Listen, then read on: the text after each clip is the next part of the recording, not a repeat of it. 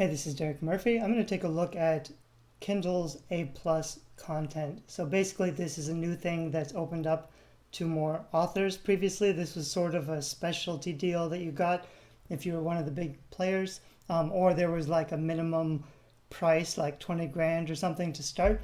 But now, if you go to Kindle Direct Publishing and you go into the marketing tab and you scroll down, not in all territories, but you might see this A+ content. And then I can get started with A+ content, guidelines, content examples.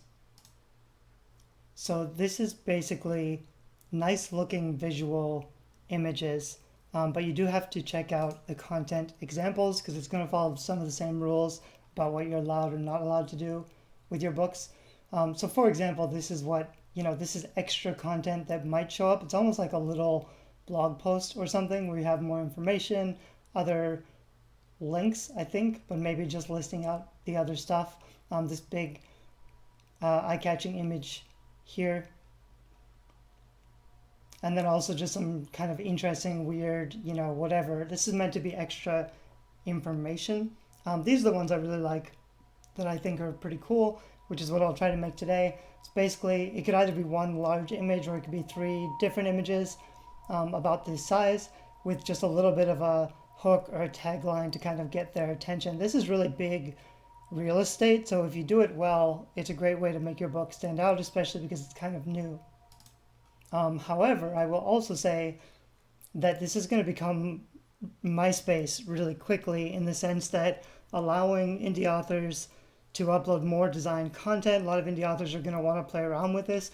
You can make something pretty clean with Canva or something, but what's going to happen is that a lot of books with already ugly covers are going to have very ugly Amazon pages because they're allowed to upload images. Anyway, so I would caution, get a professional to do this or use a tool or a program like Canva or WordSwag rather than, doing it all yourself.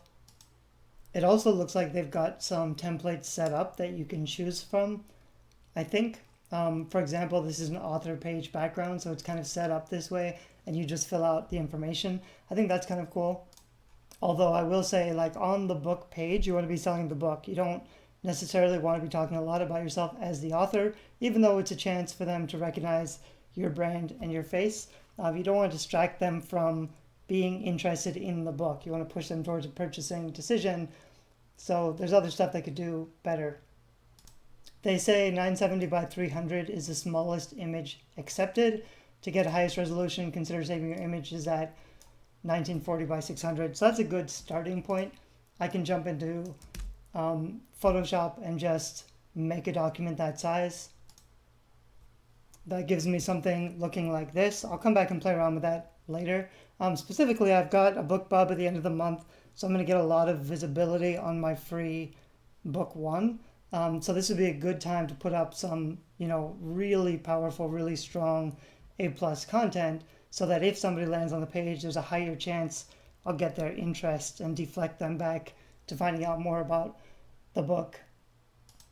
That's for this project that I'm currently mid redesigning, just to kind of make it as badass as I can because I want to get as much downloads and visibility as I can. This is a series that's never really sold very well. It had an understated young adult sci-fi cover.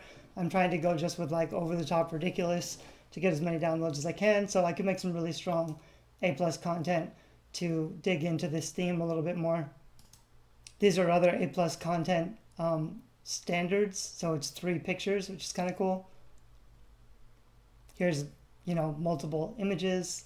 So there's different, I think, templates that you can choose and then also upload your own pictures. So either you'd want a really wide picture like these, which I think we said was 1940 something. Anyway, the one I set up in Photoshop, it's either going to be something like that, or you're going to want a square image of 600 by 600. That looks like what they're asking for. I'm going to click again here under A+ guidelines. I want to point a couple of things out. Do not include pricing, promotional details. So anything like affordable, free, bonus, stuff like that. Buy now, get it yours. All of that stuff, like telling people what to do. You can't have in your A plus content. That's good to know.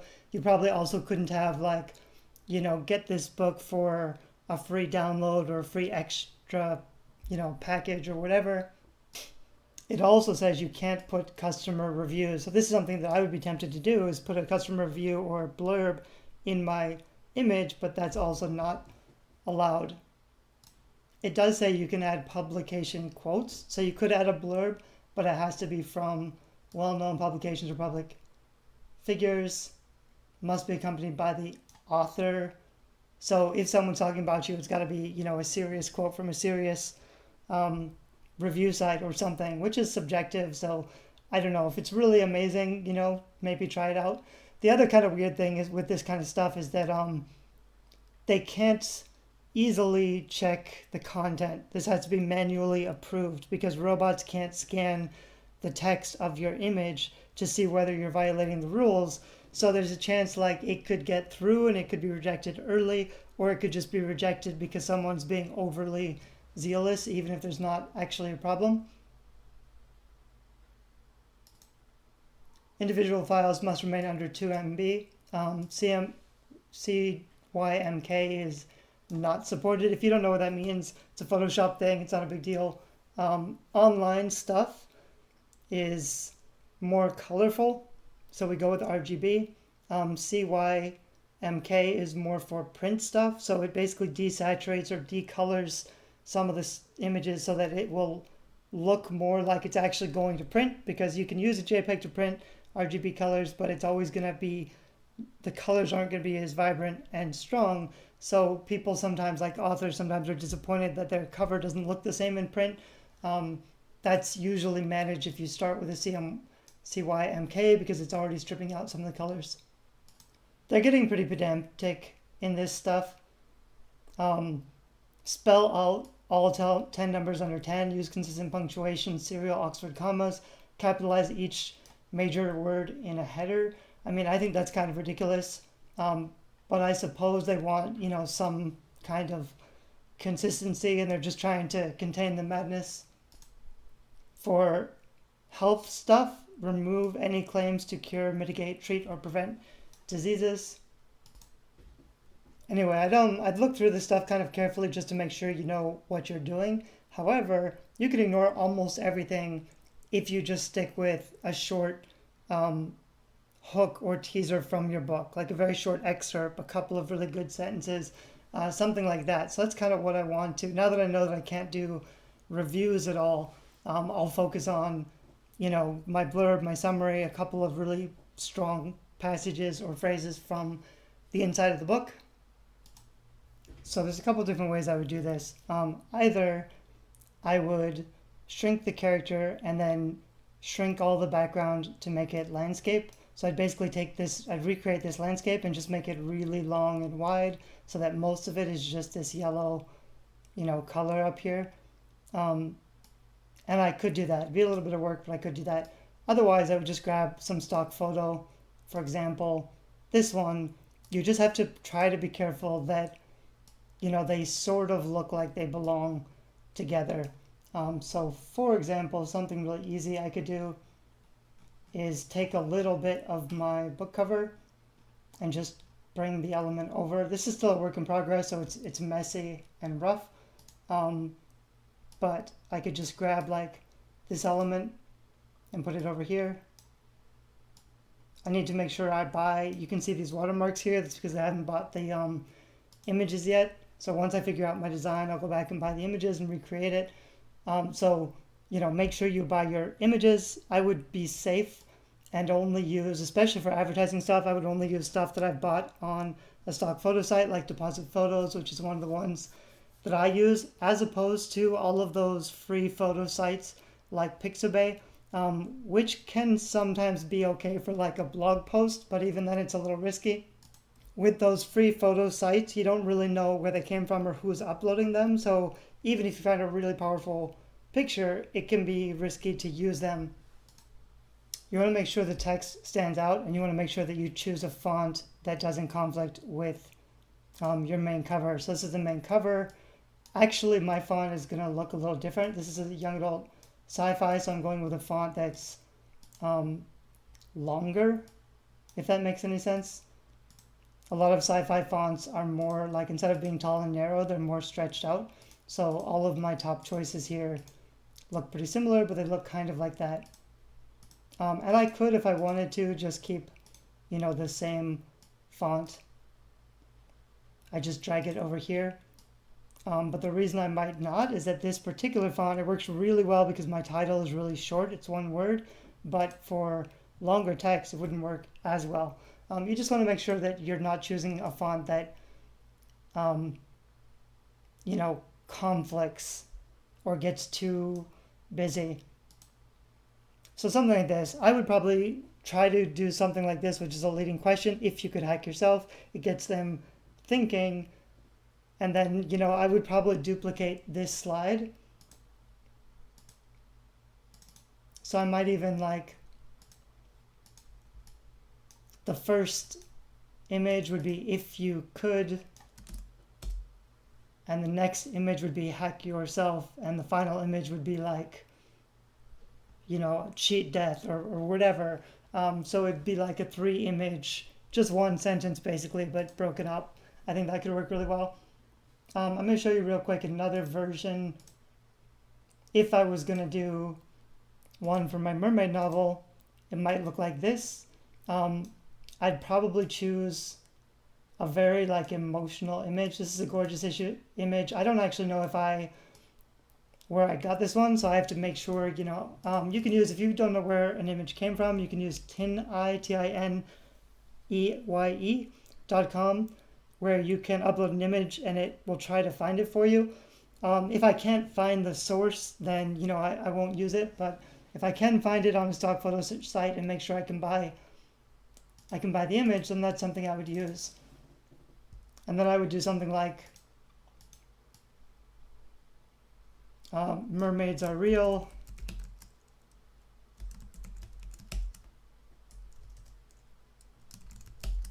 And then the next slide would be, and they're going to kill us all, or whatever it is. I also really like that example they showed where it was one big image split into 3. I thought that was really cool. So you'd have to play around with, one center background. So I have this big picture here that fills all this space 3 times. You'd have to be careful about where you split it. So what I would probably do is image, canvas size, just triple this to 6 inches. And then I know that each 1/3 has to be 2 inches. And that way I can, map out the whole thing and see how it's going to look.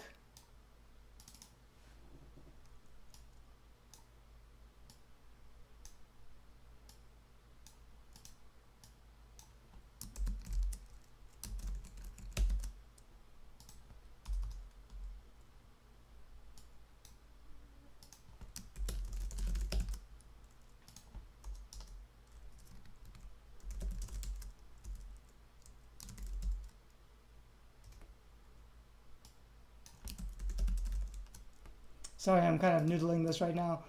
Could you hack yourself and still be you? That's not awesome, but it's something.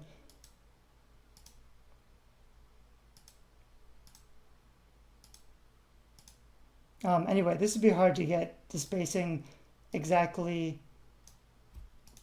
right. So you'd have to play around with it a bit. But something sort of like that. And then I would just split it at the 2-inch mark, and this would look like one big image. This is probably a lot more eye-catching this way than it would be if I just had, that one section repeating itself. So I'll probably do something like this just because I think it's more eye-catching, probably stands out. Mostly because, it takes a little bit of Photoshop expertise, I guess, to make it look good. Like I said, I'd want to use a really strong image. So here's another one. This is artwork that I got from Grady Earls, who does really phenomenal stuff. And this doesn't look like my character in my book, but I do have a Greek mythology book, and my covers are really bright urban fantasy covers, but I feel like I'm missing the Greek mythology a little bit. So even though this doesn't really match the style of my covers, I'd be tempted to use something like this, kind of just in case my covers miss the mark and they don't really get, immediately that this is Greek mythology fantasy. I'd want to make sure, that this is kind of like an extra chance. If my cover is attractive but it misses the mark of my core audience, then having some really strong, very clear genre art could kind of do the trick. Anyway, I think that's all for this video. I just wanted to kind of poke around. Later, once I update my books a little bit, I will try to implement some of this stuff, just because I do think, why not take advantage of it if it's available, as long as you try to make it look good, because this is one of those places where, those people with design skills are going to have a huge advantage over people without. And it could be the case that without design skills, if you put up something ugly, it actually won't help sell the book. It depends. There are some genres that are less, that are kind of okay with ugly design, or they're more used to it, or they think ugly design is good design or whatever. So, if you like it, if it looks good, and if it's really strong content, like if your hook or your tagline, that's kind of the main point. It's not really about the design. It's just it's like a huge call out text to get their attention. So if done right with a really strong hook or tagline, even with just, something really, really generic, this is just like a picture of sparks, basically. You could have a solid black background or a background with a little movement or whatever. And this way you're not going to conflict with your cover as much, as long as you get the colors basically right. So you can go with something very, very simple and just focus on a text heavy artwork. That's fine.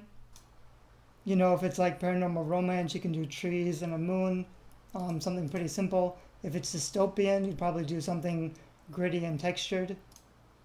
I kind of wonder about doing something like this too, because book covers need humanizing elements, because stories are about people and characters. So just having a really close-up person, if it's a really emotive, picture that seems interesting, I think that could work really well.